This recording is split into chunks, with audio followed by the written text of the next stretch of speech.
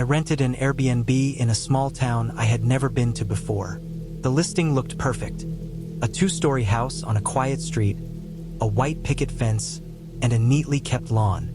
The photos showed bright, sunlit rooms and clean wooden floors. I arrived in the late afternoon, my car pulling up to the driveway just as the sun was beginning to dip behind the trees lining the street. The air had that cold, slightly damp edge that winter always brings, the kind that makes your lungs feel heavier with every breath. I unlocked the front door with the code the host had provided. Stepping inside and taking in the smell of old wood mixed with a faint chemical cleaner. It wasn't unpleasant, just sterile in a way that reminded me of hotels more than homes. The house itself was bigger than I expected. The living room had a high ceiling with a ceiling fan that barely moved in the still air. The furniture was sparse but neat. A sofa against one wall, a coffee table in the center, and a single armchair in the corner. I set down my bags and wandered through the rooms. The kitchen was modern, gleaming with stainless steel appliances and a large island in the center. Everything was spotless. Upstairs, the bedrooms were modest but comfortable. The master bedroom had a queen-sized bed with crisp white sheets and a small dresser against the wall. Sunlight streamed through the curtains, dust motes floating lazily in the beams. I unpacked a few essentials, set my laptop on the desk in the corner, and tried to relax. The first night, I went to bed early. The quietness of the neighborhood was almost unnatural. I kept hearing distant, muffled sounds, cars passing far away, a dog barking at some indistinct noise, but nothing that felt threatening. Around 2 in the morning, I woke to the feeling of someone watching me. It was subtle, a tingle on the back of my neck, a sense that the air in the room had shifted. I sat up, blinking, staring at the darkened window across the room. I didn't see anything, but the feeling lingered.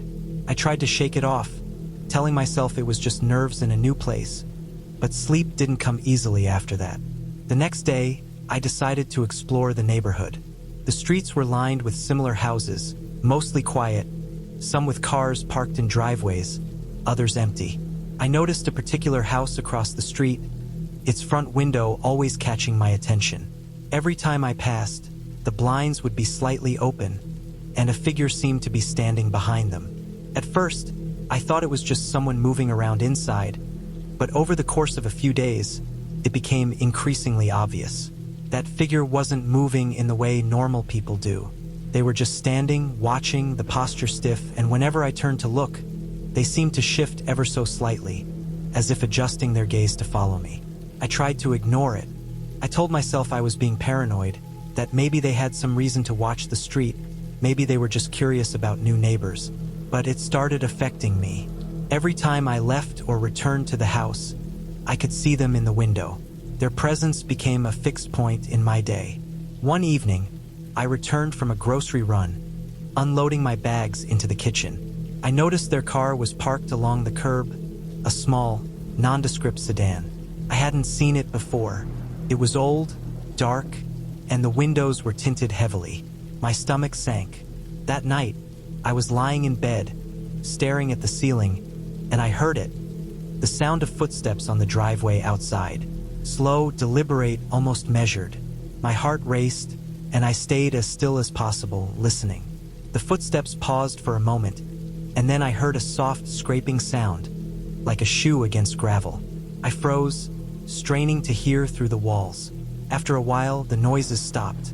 I didn't sleep that night. The following afternoon, I went for a walk, trying to distract myself.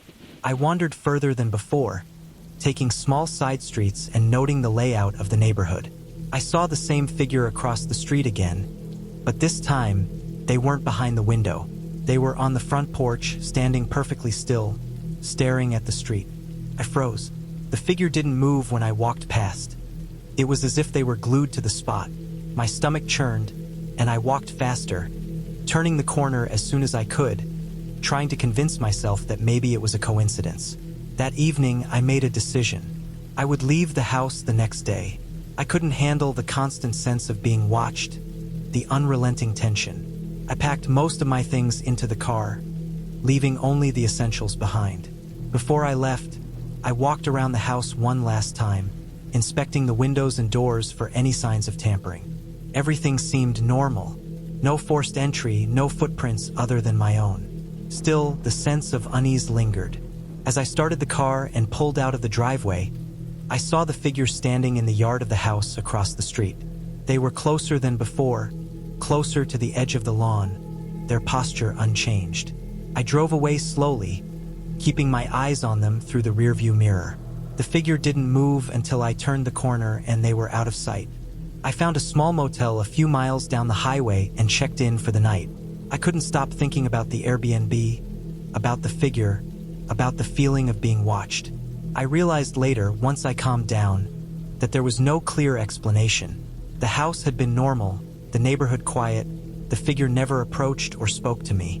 But the experience left me shaken in a way I hadn't expected.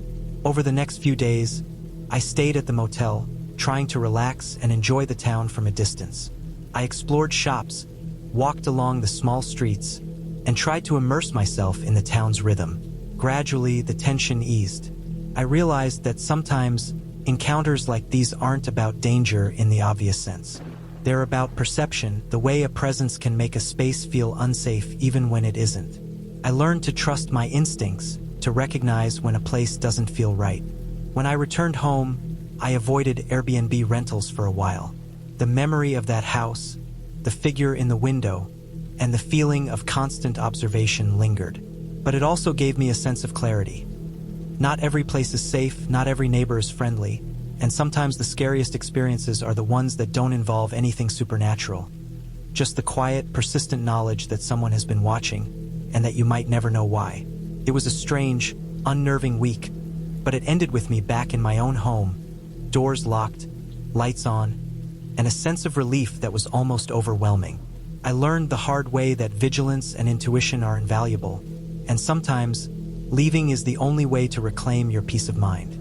The Airbnb itself remained in my memory, not as a story of terror, but as a lesson in awareness, caution, and the subtle ways danger, or the fear of it, can manifest in the most ordinary settings. I booked an Airbnb in a small coastal town for a week-long getaway. The listing was perfect. A modest two-story house with a pale blue exterior, a tiny front porch, and a garden that looked carefully tended in the photos. The area was supposed to be quiet, almost secluded, and that's exactly what I was looking for. I arrived in the late afternoon, carrying my bags to the house, the ocean breeze salty and sharp against my face. The streets were empty, except for a few parked cars, and the kind of silence that makes you hyper-aware of every little sound. I entered the house using the lockbox code the host had sent me, pushing the door open with a small creak. The smell inside was faintly musty, with a hint of cleaning spray, which seemed normal for a property that had been empty for a few days. The floors were hardwood and cold under my feet, and the furniture was sparse but functional. A sofa in the living room, a small dining table, and a television that looked newer than most of the other things in the house. The kitchen had an island, a stove, and a fridge that hummed quietly. Upstairs, the bedroom was small, with a bed, a dresser, and a window that overlooked the street. Everything looked clean, orderly, and as advertised. The first night, I stayed up later than usual, unpacking, setting up my laptop, and making coffee for the next morning. I noticed that the house had almost no soundproofing. I could hear the faintest noises from the street. Cars passing occasionally, the distant sound of waves crashing on the shore, and the flutter of leaves in the wind. Around 2 in the morning, I woke to a sound from downstairs. At first, I thought it was the old pipe settling, a normal creak in a house this age. But then I heard it again. A soft, deliberate thump, like someone walking carefully across the living room floor. My heart started to beat faster. I stayed still, listening. The sound stopped, then restarted, slower this time, moving closer to the staircase. I froze for what felt like forever, staring at the darkness of the room. I didn't want to check, didn't want to confront it, but curiosity edged in. Eventually, I mustered the courage to peek down the staircase. The living room was empty. Nothing moved. Nothing was out of place. I checked the doors, locked. Windows shut. Everything seemed normal. Still, I couldn't shake the feeling that I was not alone. My sleep that night was shallow, uneasy, and filled with small noises that I would normally ignore but that now felt amplified. The wind rattling a shutter, a branch scraping against the siding, my own heartbeat echoing in my ears. The next day, I decided to go for a walk. The town was small, almost quaint, with narrow streets and wooden houses. As I walked past my Airbnb, I noticed a car parked across the street that hadn't been there before. A dark, older sedan, the kind that looked like it had been through years of coastal weather, with tinted windows that made it impossible to see inside. I didn't think much of it at first, assuming it belonged to a neighbor. But over the next few days, I began to notice it parked there at the same times every day, sometimes closer, sometimes further down the street, but always in view of my house. By the third night, I was on edge. I stayed in the bedroom with the door locked, listening for anything unusual. Around midnight, I heard the familiar soft thump downstairs. My stomach sank. I didn't move, just strained to hear. Then, faintly, a scraping sound, like someone dragging a shoe across the wooden floor. I knew I hadn't brought anything into the house that could make that noise. The sound stopped after a minute, and then silence returned, thick and heavy. I lay awake, eyes wide open, unable to relax. The following afternoon, I went to a small cafe a few blocks away. The streets were empty, almost eerily so, and I felt eyes on me more than once, though every time I turned, no one was there. I tried to distract myself, told myself I was imagining things, and forced myself to eat. On the way back, I saw a figure standing on the porch of a neighboring house. They weren't moving, just standing, staring at the street. My stomach dropped. It wasn't looking at me yet, but the way they stood, stiff and unmoving, gave me a cold sense of unease. That evening, I returned to the house, tried to go about normal routines, but every noise made me flinch. I double-checked the locks, moved furniture slightly to see if anything had been touched, and even inspected the windows for signs of tampering. Everything was normal, nothing had changed, and yet, the feeling of being watched was suffocating. I realized I couldn't stay there another night. I decided to leave the next morning, packed my things, and made sure my car was ready. Before I left, I walked through the house one last time, scanning every corner, checking every room. Everything looked the same. The floors were clean, nothing out of place, and yet the tension from the past few nights was palpable. As I started the car and drove down the street, I caught a glimpse of the dark sedan again, parked across from my Airbnb. This time, the figure was inside the car, barely visible through the tinted windows. They didn't move as I drove past, but the presence was unmistakable. My heart pounded as I pulled onto the main road, leaving the neighborhood behind. I found a small motel along the highway and checked in for the night. I couldn't stop thinking about the house, the strange figure, the car parked across the street. I realized later that there might never have been an explanation, and that was the most unnerving part. There had been no break-in, no confrontation, nothing overtly threatening. But the feeling of being watched, of having my privacy invaded, was enough to make the experience unforgettable. Over the next few days, I stayed at the motel, explored the town, and tried to regain some sense of calm. Slowly, the tension began to fade. I learned something important from the experience. Not all dangers are obvious. Some are subtle, psychological, and manifest in the quiet moments. The way a house can feel wrong or a stranger can make you uneasy without doing anything overtly threatening. It taught me to trust my instincts and recognize when a place doesn't feel safe, even if everything appears normal on the surface. By the time I returned home, I felt an enormous sense of relief. The Airbnb was behind me, but the memory stayed vivid. The sounds at night, the car, the figure standing silently, watching. It was a reminder of how fragile our sense of security can be, and how quickly ordinary settings can feel hostile under the wrong circumstances. It ended safely, yes, I was unharmed, but the lesson was clear. Sometimes leaving is the only way to reclaim peace of mind. Even now, months later, I still think about that week. I think about how easy it is for someone to make you feel exposed, how quickly normal spaces can feel threatening, and how important it is to listen to your intuition. I haven't booked another Airbnb in that town. I haven't returned to that street. But I am grateful for the experience, as unnerving as it was, because it reminded me of the importance of paying attention, trusting my instincts, and taking action before the situation escalates.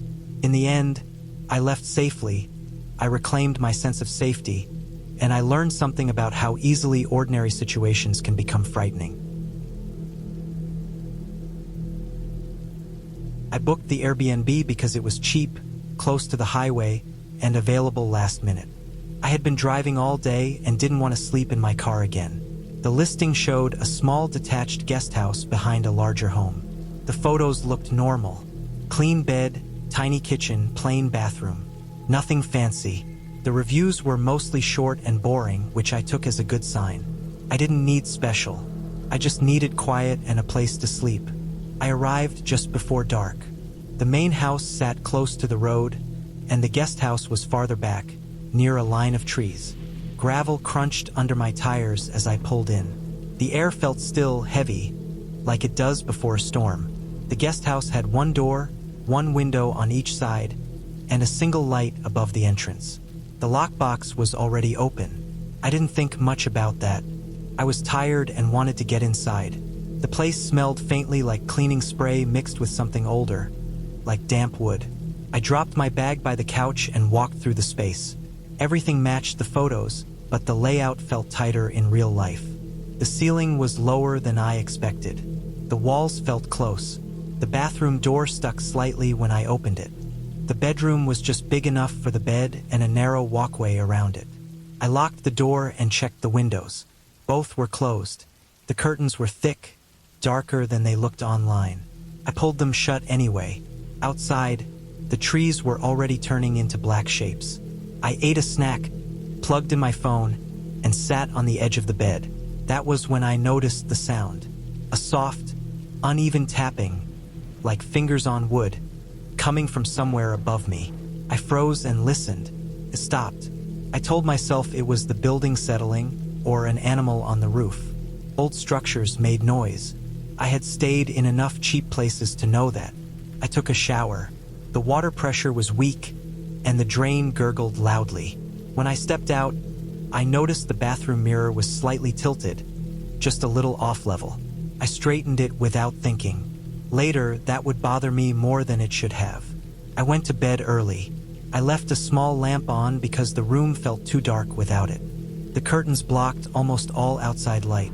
Lying there, I noticed the smell again, stronger now. Not rotten, not sharp. Just stale, like a room that hadn't been opened in a long time. Sometime in the night, I woke up with that feeling you get when something isn't right. I didn't know why.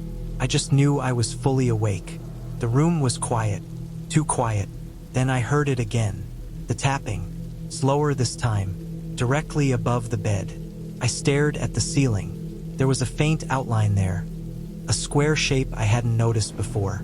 The paint was slightly different, just enough to see it in the lamplight. An access panel, an attic opening. The tapping stopped. I lay there for a long time, breathing shallow, listening for any other sound. Nothing came. Eventually, exhaustion pulled me back under. In the morning, I tried to laugh it off. I told myself I was letting my imagination run because I was alone. I made coffee and sat at the small table by the window. That was when I noticed the window latch. It was locked, but the wood around it was worn smooth, like it had been opened and closed a lot more than the rest of the frame. I stepped outside to get some air. In daylight, the guest house looked even smaller. The main house loomed closer than I remembered. I noticed a narrow path of flattened grass leading from the back of the main house toward the guest house, ending near the trees. It looked old, not fresh, like it had been there a long time. I went back inside and tried to work. The Wi-Fi was slow but usable. Around midday, I heard footsteps outside, slow, deliberate, circling the building, gravel crunching, then stopping near the wall. I held my breath, waiting for a knock that never came. After a minute, the footsteps moved away. I checked the door, still locked. That afternoon, I noticed small things I should have seen earlier. Scratches around the screws on the vent near the ceiling. The bathroom mirror, now slightly tilted again, even though I knew I had straightened it. The closet door didn't close all the way unless I pushed it hard. I opened the closet. It was empty except for a few hangers and a thin layer of dust on the floor. When I looked up, I saw another vent, larger than the others, directly above the shelf. The screws were newer than the rest. My stomach tightened. I dragged a chair over and stood on it. The vent cover came off too easily. Behind it was darkness and the faint smell of old insulation. I shined my phone light inside. I could see wooden beams and a narrow crawlspace leading toward the main house. The tapping from the night before suddenly made sense. I put the vent cover back and stepped down, my hands shaking. I packed my bag without sitting down, without stopping. As I moved, I noticed something else. Fine dust on the floor near the bed, like it had fallen recently. And on the bedspread, a slight indentation on the side I hadn't slept on. I checked the door again, still locked. But when I tried the handle harder, it gave just a little before stopping. Like there was another lock I couldn't see. I didn't panic. Not fully. Panic wastes time. I grabbed my keys and phone and went for the window.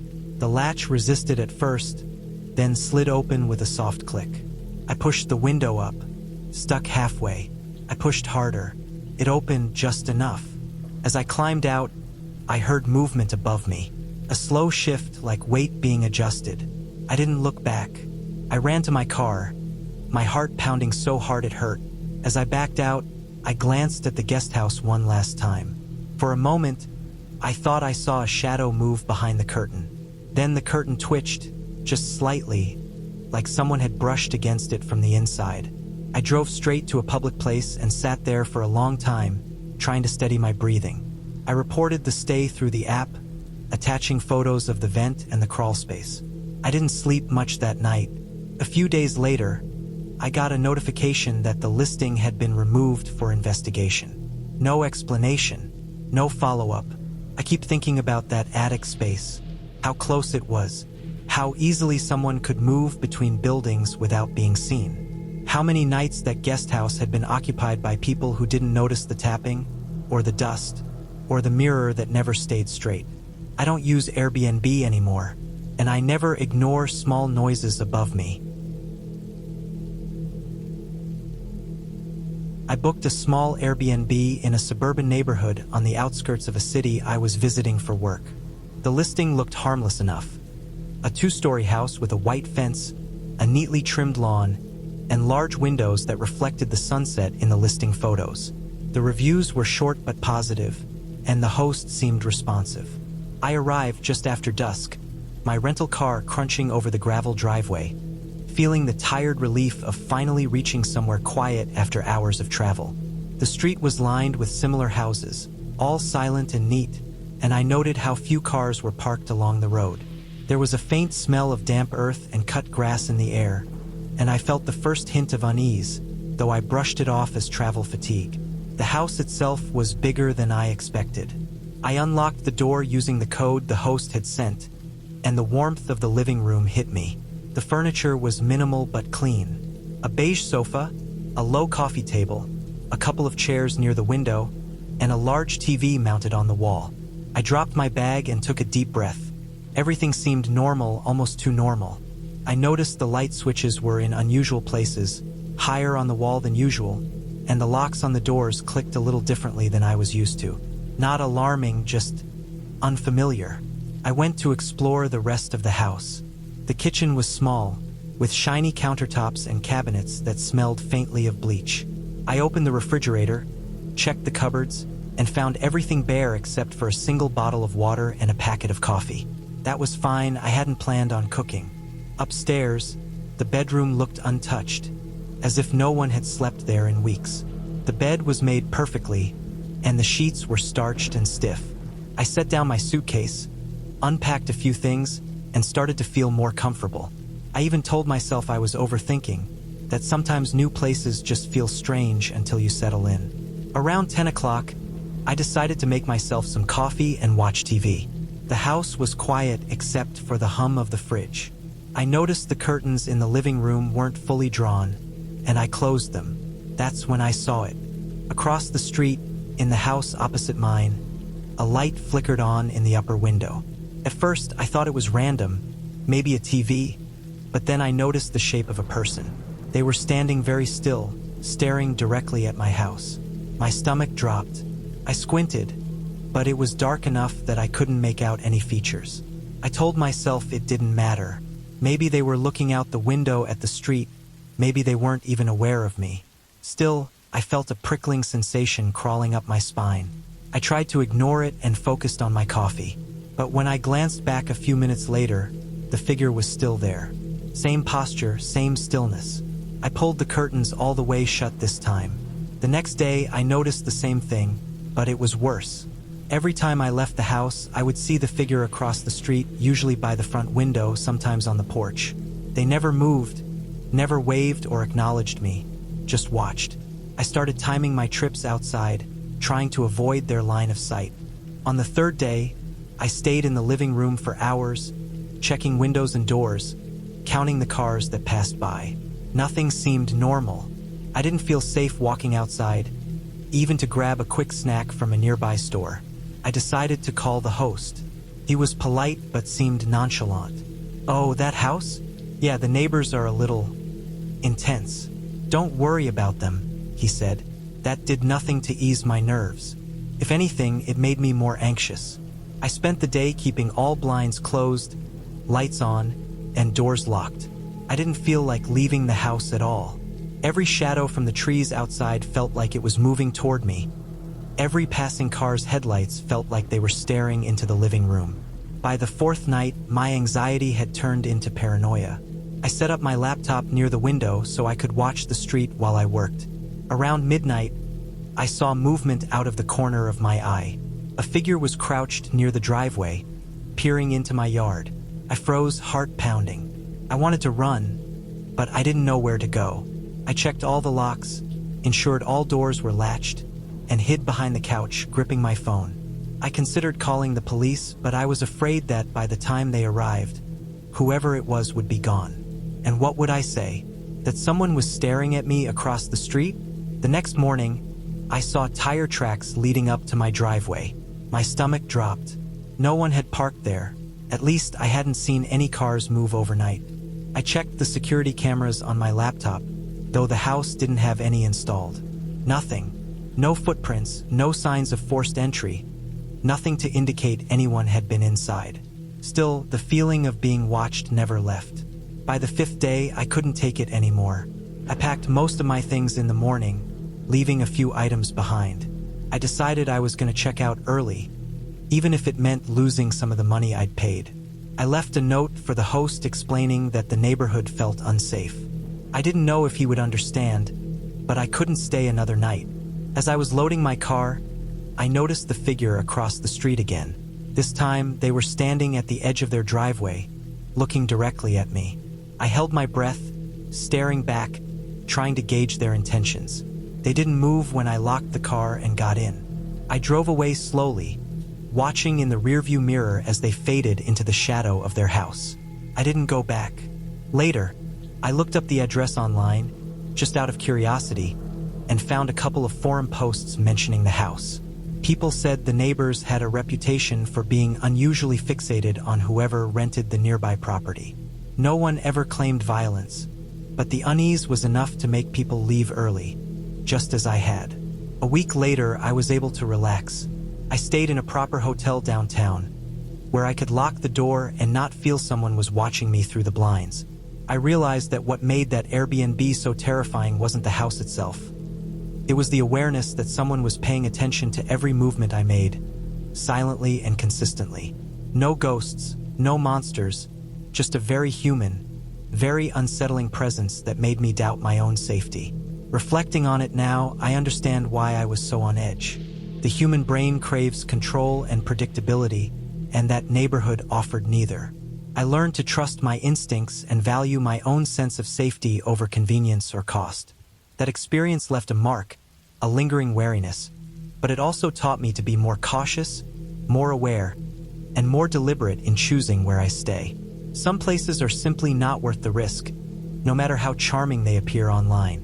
I still think about that house sometimes, the way the figure would stand for hours without moving, and the strange quiet of the street at night. But I also feel a small sense of relief that I left when I did, and that I never allowed the situation to escalate further. In the end, I survived the experience without incident, but it stayed with me, a sharp reminder of how quickly something seemingly ordinary can turn into something intensely unsettling.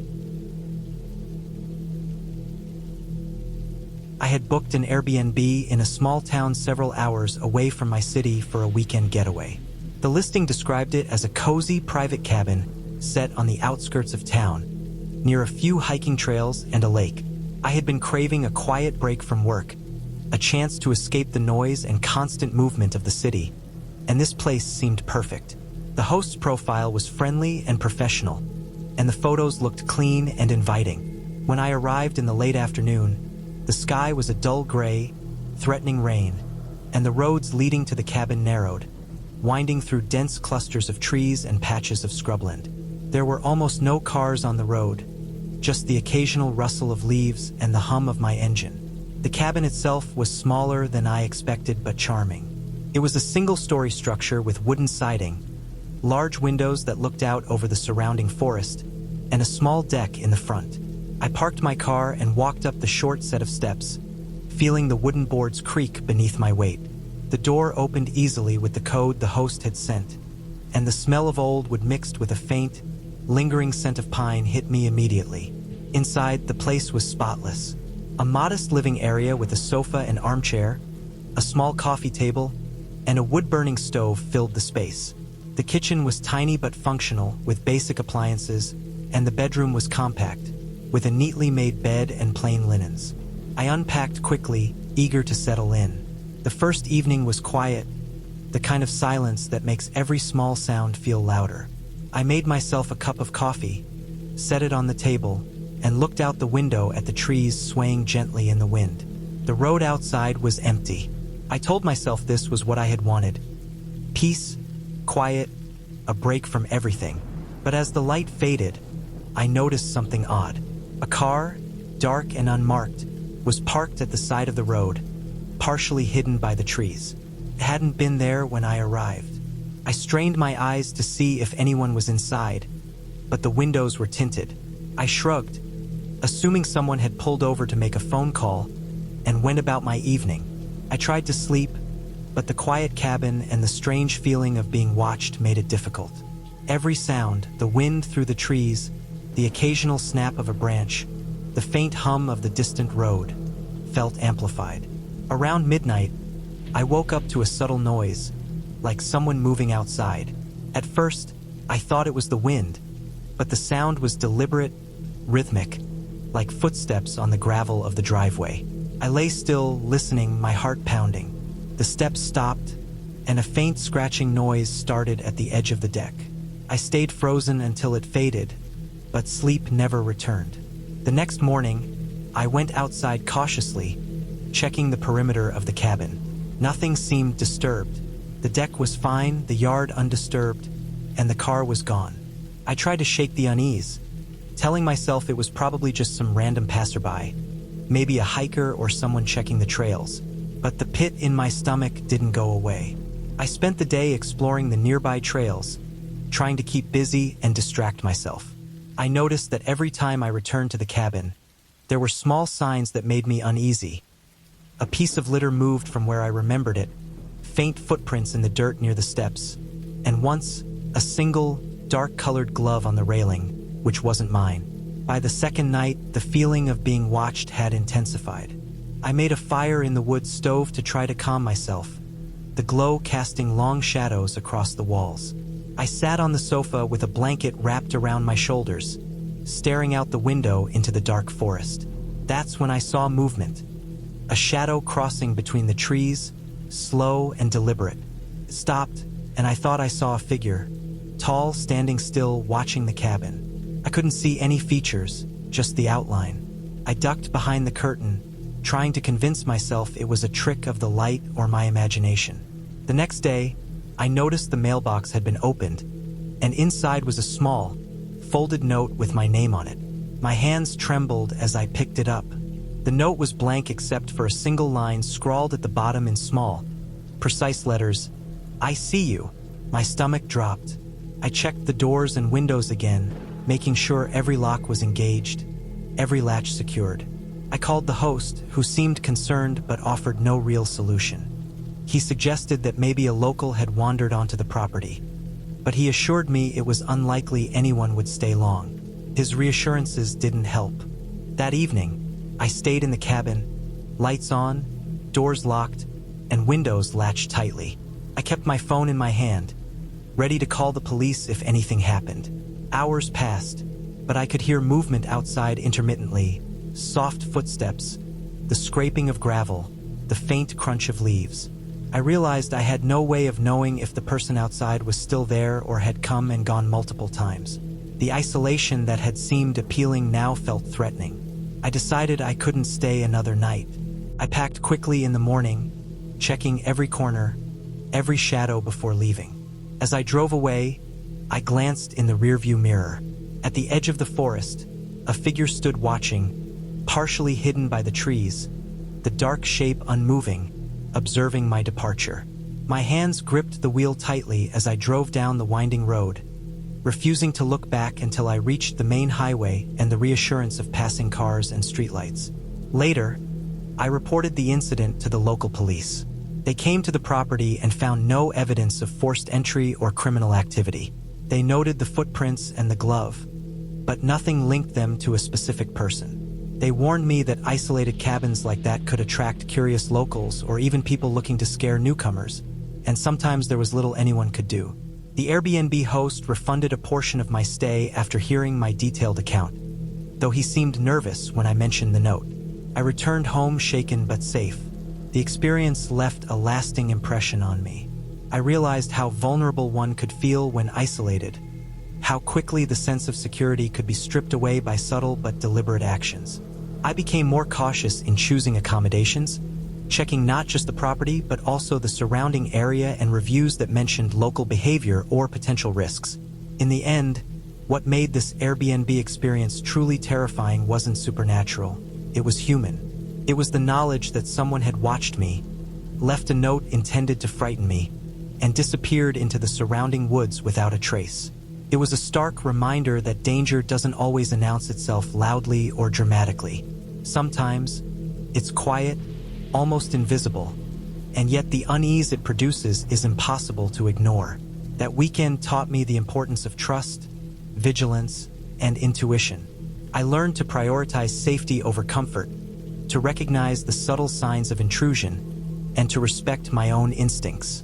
I never went back to that cabin, but I carry the memory vividly. The sound of footsteps in the dark, the shadow among the trees, the note that confirmed I wasn't alone. It was a realistic human horror, and it changed the way I approached travel forever. I rented an Airbnb in a small suburban town I had never been to before. The listing showed a 2-story house tucked into a quiet cul-de-sac, painted beige with dark shutters and a small, neatly trimmed lawn. The photos made it look warm and inviting. Clean hardwood floors, a bright kitchen with modern appliances, a living room with a soft-looking sofa, and a bedroom with crisp white sheets. I booked it for a week, wanting a break from my city life and hoping for some peace and quiet. I arrived in the late afternoon, the sun low in the sky, casting long shadows across the street. The neighborhood was silent except for a few distant cars and the occasional rustle of leaves in the wind. I unlocked the front door with the code the host had sent and stepped inside. The house smelled faintly of cleaning products mixed with the mustiness of an empty home. The floors were cold and smooth under my feet, and the sunlight filtering through the windows made dust motes visible in the air. I spent the first hour unpacking my things, putting clothes in the dresser, setting my laptop on the desk in the corner, and arranging toiletries in the bathroom. Everything seemed normal. The house had a strange stillness to it, almost like it was holding its breath, but I dismissed it as the quiet of being somewhere new. The first night, I went to bed early. I slept lightly, half conscious of every small sound. The wind rattling a shutter, the floorboards creaking, the distant hum of a car driving down the street. Around 2 in the morning, I woke with a strange sense of unease. I couldn't shake the feeling that someone was in the house. My heart raced and I lay still, listening. At first, I thought it was my imagination, but then I heard it. A soft scraping sound coming from the kitchen. It was faint, deliberate, slow, like someone dragging a shoe across the floor. I froze, my breath shallow, staring at the darkness at the foot of the bed. The sound stopped after a few seconds, and silence returned.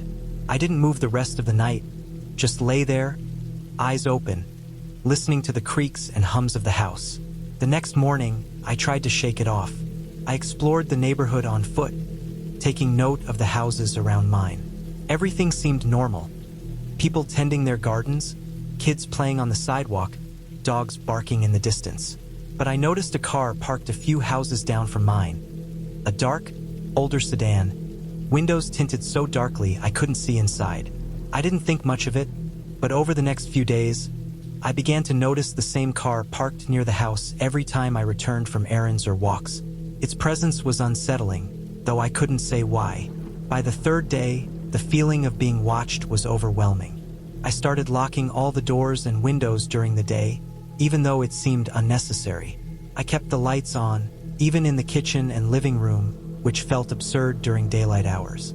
Each time I left the house, I scanned the street, looking for the car, looking for any sign of movement. Sometimes I caught glimpses of someone standing behind a curtain, just a shape, a shadow, watching. The unease was gnawing at me constantly.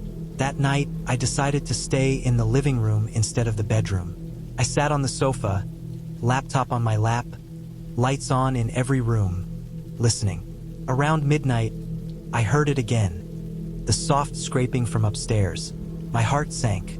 I didn't move, didn't even breathe audibly. The sound stopped for a moment, then started again, slower this time, closer to the staircase. I stayed frozen, too scared to check. Eventually, it faded, leaving only silence and a lingering dread. I didn't sleep that night, staring at the ceiling, imagining every possible scenario, every way it could go wrong. The following day, I made a decision. I couldn't stay there another night. I packed most of my things, leaving only essentials behind, and tried to leave quietly, not drawing attention to myself. As I stepped outside, I noticed the dark sedan parked across from the house. There was no one in it, or at least I couldn't see anyone, but the presence was undeniable. I felt my stomach tighten as I carried my bags to the car, glancing back at the house one last time. I drove slowly down the quiet streets, eyes on the sedan in my rearview mirror. It didn't move. It stayed parked, silent, and still, even as I turned the corner and left it behind. I drove until I reached a small motel a few miles away and checked in for the night. I couldn't stop thinking about the house, the strange noises, the figure in the window, the car that had seemed to track me. I realized later that there might never have been a rational explanation. Nothing had happened overtly, no break-ins, no threats. But the subtle, persistent sense of being watched was enough to make the experience terrifying. Over the next few days, I stayed at the motel, walking through the town, trying to relax, and slowly regaining some sense of calm. I explored local shops, watched people go about their daily routines, and gradually convinced myself that the house was behind me. But the experience left a mark. I realized that not all danger is obvious. Some danger is psychological, subtle, almost invisible, manifesting in the quiet moments when you realize you're being observed and have no idea why. When I returned home, I felt a huge sense of relief. The Airbnb was a memory, but the lesson remained vivid. Trust your instincts, pay attention to the way a space makes you feel, and never ignore that creeping sense of unease. I didn't book another Airbnb in that town, didn't even drive past the street again. But I was grateful for the experience. It had been unsettling, unnerving, and exhausting, but it taught me about awareness, vigilance, and the importance of removing myself from situations that felt wrong, even if I couldn't fully explain why. Months later, I still think about that week. I remember the small details, the creaks of the floor, the distant hum of cars, the shape in the window, the dark sedan. I remember the tension that never let up, the constant feeling of being observed, and the relief when I finally left. It ended safely, I was unharmed, but it was a stark reminder of how quickly ordinary spaces can feel threatening. The memory stays with me, a reminder that sometimes the scariest experiences aren't about what happens to you, but about what could happen, the subtle, silent presence that makes you question your safety and forces you to act. In the end, I left the house behind, returned home, and reclaimed my sense of peace. The Airbnb was just a building, ordinary and empty, but the experience reminded me that perception and intuition are powerful, and that sometimes, leaving is the only way to ensure your safety. The clarity that came from that week stayed with me. Caution, awareness, and trust in my instincts can make all the difference when the world feels off, even when nothing obviously dangerous is happening.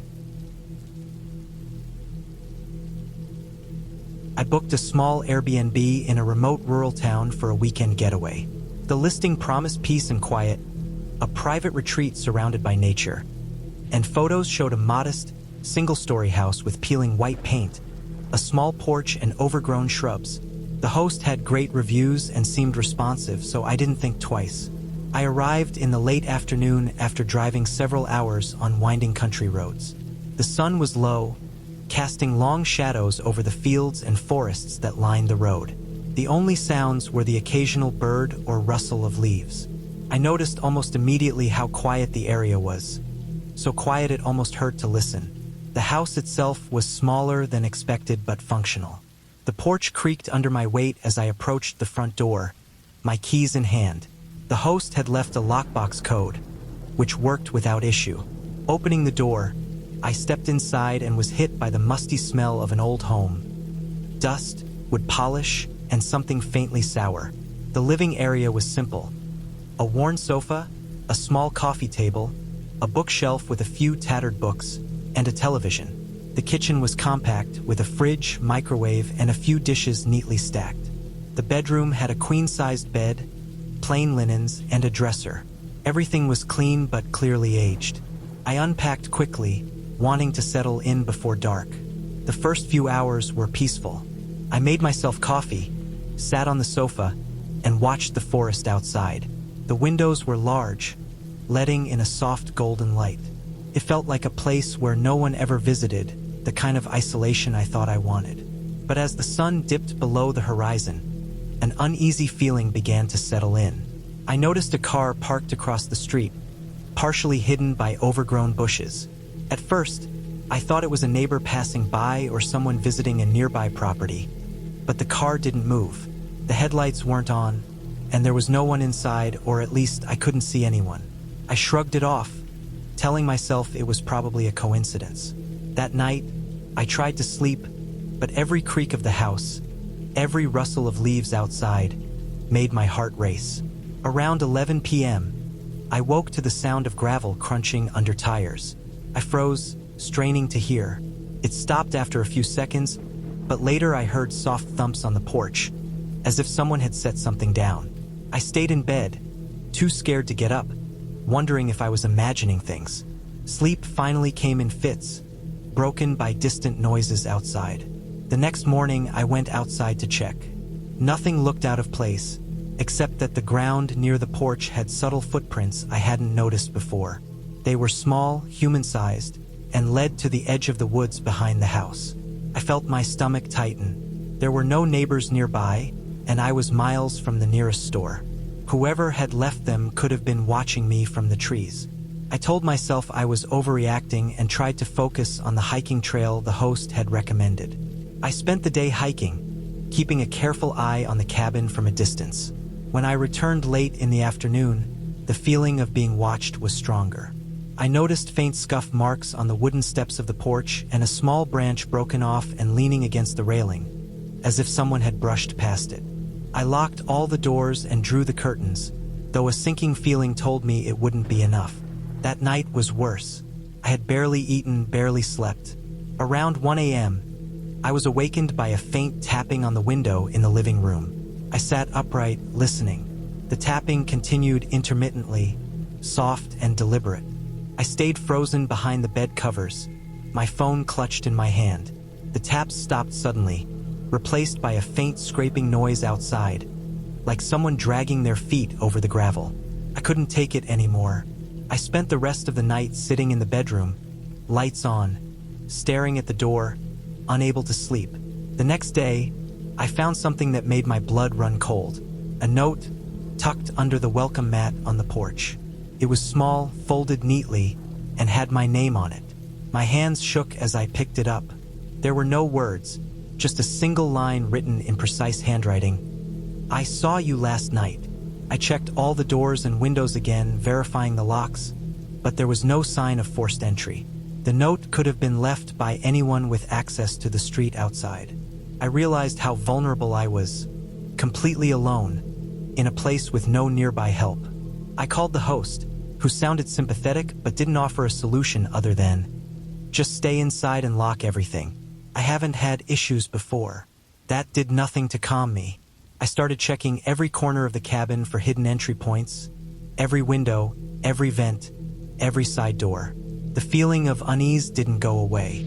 Every shadow felt alive. Every rustle of leaves outside felt deliberate. I knew I couldn't stay another night. I spent the rest of the day packing. My hands were trembling, my movements quick and tense. I triple-checked the locks, carried all my belongings to the car, and avoided looking at the woods. As I drove away, I noticed a figure standing at the edge of the property, partially hidden by the trees. They didn't move, just watched silently as I started the car and backed out of the driveway. I didn't stop to see who it was, didn't even glance in the mirrors. I just drove, following the winding roads back toward the nearest town, every muscle in my body tense, every nerve on alert. I reported the incident to the local police once I reached a safer area. They came by the cabin but found no evidence of forced entry or suspicious activity. They noted the footprints and the note but said it was likely someone from the area trying to scare guests. The Airbnb host refunded a portion of my stay after hearing my account, though I noticed a subtle hesitation when I mentioned the note. I didn't push for further details.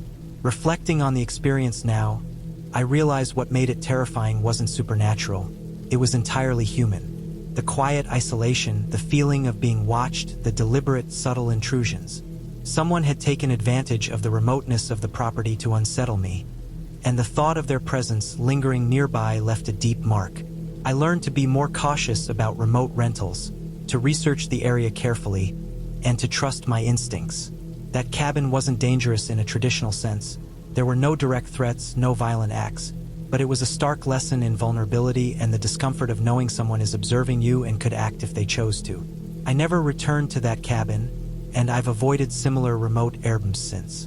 But I carry the memory vividly. The soft tapping on the window, the shadow at the edge of the woods, the note left on the porch. It's a reminder of how quickly a peaceful getaway can turn into a tense, frightening experience when isolation is paired with human intent. Changed the way I travel forever. I now prioritize safety and location over charm or price, understanding that peace and quiet aren't worth risking my sense of security.